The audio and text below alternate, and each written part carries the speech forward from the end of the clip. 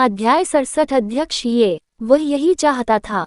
उन्हें विश्वास नहीं था कि 8 साल का बच्चा जनमत के दबाव का विरोध कर सकता है और धन दान नहीं कर सकता है।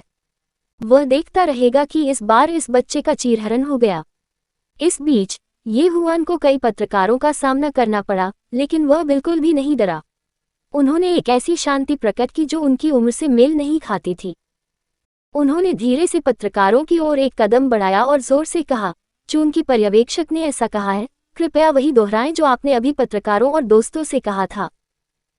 उन्हें इसका विश्लेषण करने और ये देखने में मदद करने दीजिए कि क्या ये सच है। इसके अलावा पर्यवेक्षक और सचिव के कपड़ों पर भी अच्छी तरह नजर डालें।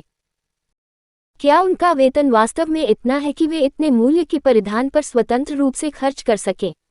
ये हुआन ने जोड़ा। सभी पत्रकार अनुभवी और जानकार लोग थे। वे एक नज़र में बता सकते थे कि उन पर लगे अंतर्राष्ट्रीय ब्रांड प्रामाणिक थे।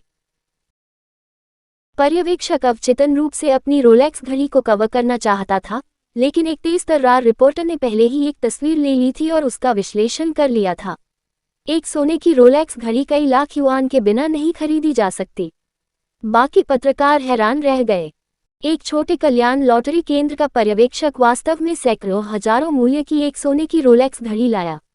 ये कैसे संभव हुआ? दसियों करोड़ की कुल संपत्ति के बिना कौन सैकड़ों हजारों की कीमत वाली घड़ी खरीदने की हिम्मत करेगा? उनके लग्जरी ब्रांड के कपड़ों के साथ सब कुछ स्पष्ट था। सुपरवाइजर पहले से ही घबराया हुआ था। उसका चेहरा पहले से ही थोड़ा पीला पड़ गया था, लेकिन उसने फिर भी शांत होने का नाटक किया और कहा, सब लोग उनकी बकवास मत सुनो। यह एक उच्च गुणवत्ता वाली नकल है। इसके अलावा हमने आपके स्वागत के लिए औपचारिक कपड़े खरीदे। हम आमतौर पर पहाड़ों में होते हैं। हम इतने अच्छे कपड़े कैसे पहन सकते हैं? श्री हाँ, यदि आप दान नहीं देना चाहते तो मत दीजिए।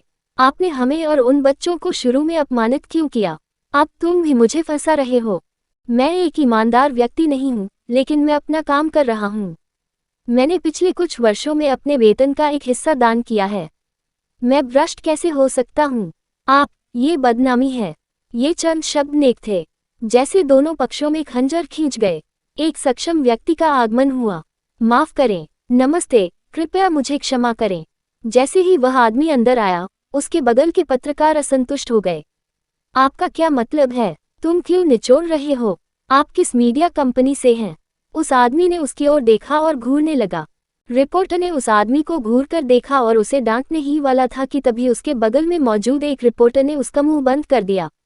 बकवास मत करो, बकवास मत करो। आप क्या कर रहे हो? जिस रिपोर्टर को कवर किया गया था वह छूट गया और पूछा, क्या आप जानते हैं वह कौन है? ये डिंगलोंग कॉर्पोरेशन की जिनलिंग शाखा के महाप्रबंधक हैं, महाप्रबंधक लियू जोंगलिन। फुफकार। इन शब्दों ने तुरंत सभी पत्रकारों को एक तरफ हटने पर मजबूर कर दिया। अभी अभी का रिपोर्टर लगभग जमीन पर गिर पड़ा। क्या बकवास है? डिंगलोंग कॉर्पोरेशन की जिनलिंग शाखा से महाप्रबंधक, ऐसा व्यक्ति दुर्लभ था और पूरे जिनलिंग में शीर्ष लोगों में से एक था, है ना? हालांकि लियू जोंगलिन नहीं रुके। वह ये हुआन के पास गया और झुक गया। अध्यक्ष जी, मुझे क्षमा करें। सड़क पर जाम लग गया। मैं अभी आया हूँ। सभापति, सभापति। इस वाक्य ने सभी के जबड़े खड़े कर दिए। उनमें से कई लोग डिंगलोंग कॉर्पोरेशन की जिनलिंग शाखा के महाप्रबंधक लियू जोंगलिन को जानते थे। अध्यक्ष, ये अध्यक्ष कौन है? किसी ने लियू जोंगलिन की ओर देखा और पूछा। फिर लियू जोंगलिन पत्रकारों को देखकर मुस्कुराए और उनसे ये जुबान का परिचय कराया। ये डिंगलोंग कॉर्पोरेशन के अध्यक्ष ये हुआन हैं। वहां मौजूद सभी लोग दंग रह गए। सभी के चेहरे अविश्वास से भर गए। ये कैसे संभव हुआ? एक 8 साल का बच्चा वास्तव में डिंगलोंग कॉर्पोरेशन का अध्यक्ष था। क्या इतनी प्रसिद्ध सूचीबद्ध कंपनी, चीन के शीर्ष निगमों में से एक, का नेतृत्व वास्तव में एक बच्चा कर रहा था? पत्रकारों को भी चक्कर आ गया। ये खबर बस एक वज्रपात की तरह थी जिसने सभी को उड़ा दिया। जब वे 8 वर्ष के थे तब वे क्या कर रहे थे?